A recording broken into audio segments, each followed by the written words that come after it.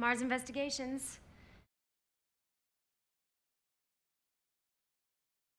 I wanted to from early on, but I wasn't thinking about it the day we were canceled. I think that was the farthest thing from my mind. I was just sort of trying to get over being canceled. But after a couple of years of getting asked about a movie in really every interview I did in that time, none of them skipped that question.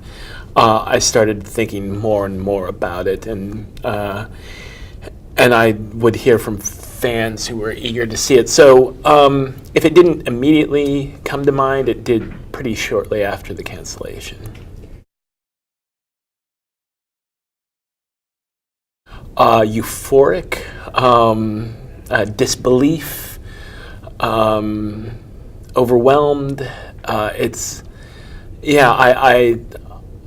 I was hoping for good things. I even expected it to happen. Once I got permission from Warner Brothers, I thought it will now happen because I had a lot of confidence we would hit that $2 million mark. But the way it's happened, the amount of attention that it's gotten, the phenomenon, all the buzz, all the talk about creating a new film financing model, it's at the furthest reaches of my imagination of what I dared hope for. It's been mind-blowing.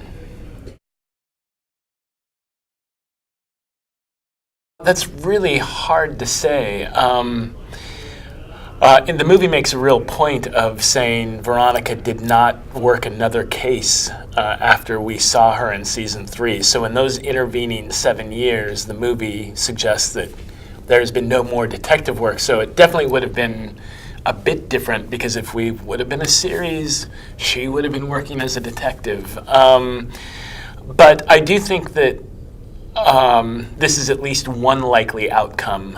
There's nothing that would have happened in a season 4 or 5 that would have prevented us from ending where we are now in the movie. I set out to write a movie for the fans. The fans financed it, and I felt like I had a very definite master in writing this. It was for the fans, and it was such a small budget movie that I felt like it could be successful, even if all we got were Veronica Mars fans coming to see it.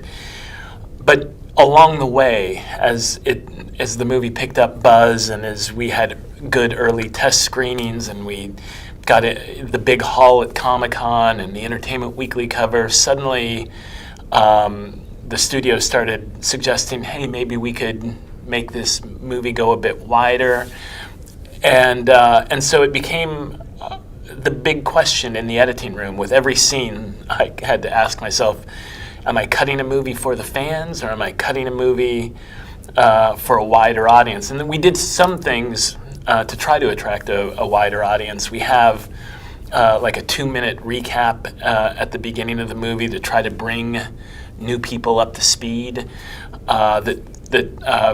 That test audience screenings, the people who had never seen it were very thankful for that. So I feel a lot of confidence that that the movie totally works for the fans, and that I'm eager to see what the reactions are from new people. Oh, yes, so many. I would say that like the best moments on the set were the days that we had our Kickstarter backer extras there. They were both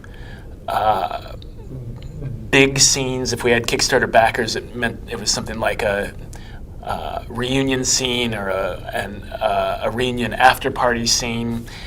And those extras just brought so much energy to it. They were so dialed up, so focused, so happy to be there in a way that extras never are. And in turn, our cast was so psyched to have the fans there, and it was like this big love fest on set. It's